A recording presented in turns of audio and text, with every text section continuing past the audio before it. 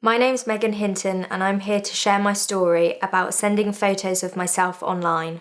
I hope from listening to this you can understand the impact that sending photos of yourself or other people can have, and I hope it makes you think twice before sharing images of yourself or anyone else.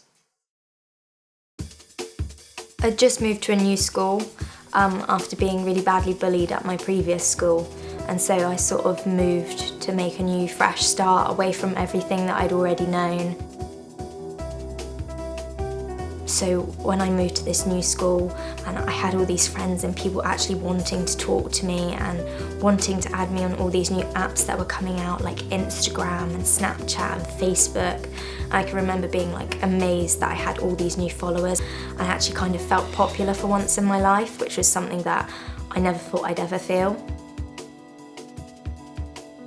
But it was a complete whirlwind that I didn't really know who I was adding a lot of the time. Even though I knew they went to the school, this didn't necessarily mean that I knew them personally or that I was in any of the classes or that I'd even spoken to them before. I started contact with a boy who I knew went to my school in a year above me. During this time we built up a friendship. I felt like I knew quite a lot about him.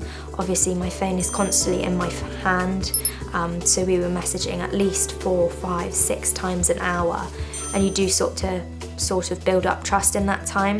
And I'd never had friends before, so I wasn't quite sure what trust was.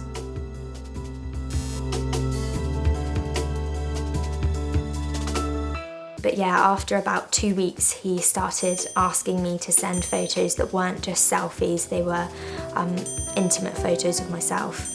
And at first I started to say no, because I didn't feel comfortable with that. It wasn't something that I wanted to do. But I looked around me and I saw all my friends talking about it at school and how they were sending photos to boys, and so it was sort of normalised. As I said, my phone's always in my hand, the pressure was constant, he was texting me every single day, asking for it, and it just didn't stop. So eventually I gave in to the pressure and I did send a photo of myself with no clothes on, and it's a photo that I wouldn't want my family or my friends to see. After sort of an hour, I got a Snapchat back from him, and when I saw I had a Snapchat, I was like, oh yes, finally he's replied.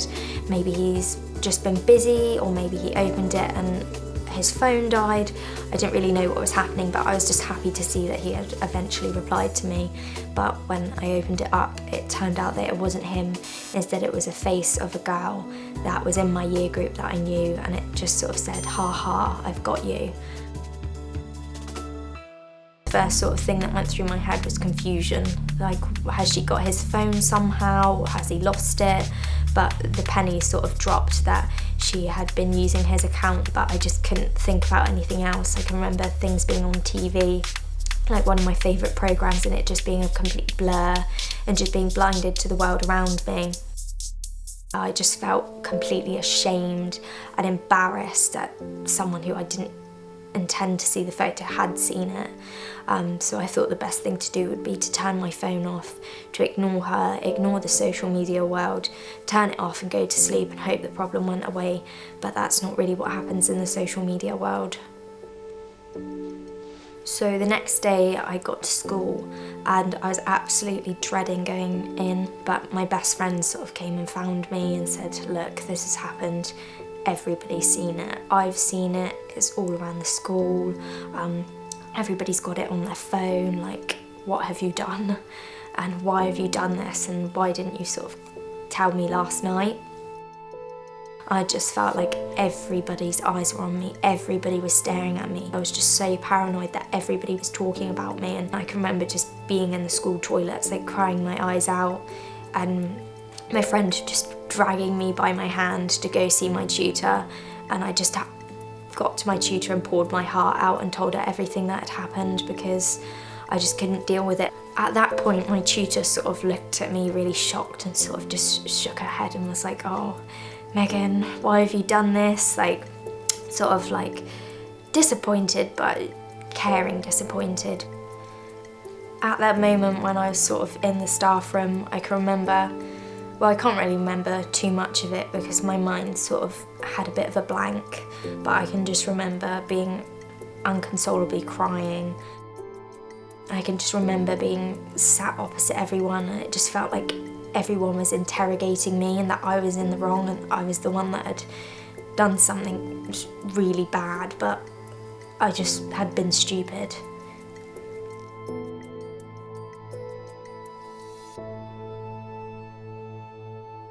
Over time, I sort of used Childline's online chat service to help me through stuff because I needed to speak to someone that sort of didn't know, and I'd just go online and speak to Childline and they gave me some advice and they talked stuff through, and I just felt like if a problem was shared with even them, then it's a problem halved. So to sort of get myself through it, I just focused on the friends that I knew were true to me and the people that had been there for me and didn't judge me after the incident happened. Doing anything that I could to distract myself and also better myself after that, and just try and work hard and create stuff that I'm proud of after doing something that I wasn't so proud of. My advice to anyone going through a similar situation to me is talk to someone when you're being asked to send a photo, because at this point it can be stopped. If you have sent a photo and it has been shared, don't keep it to yourself, because there are people out there that can help. And remember that if someone does truly care about you, then they won't ask you to do something you're not feeling comfortable with.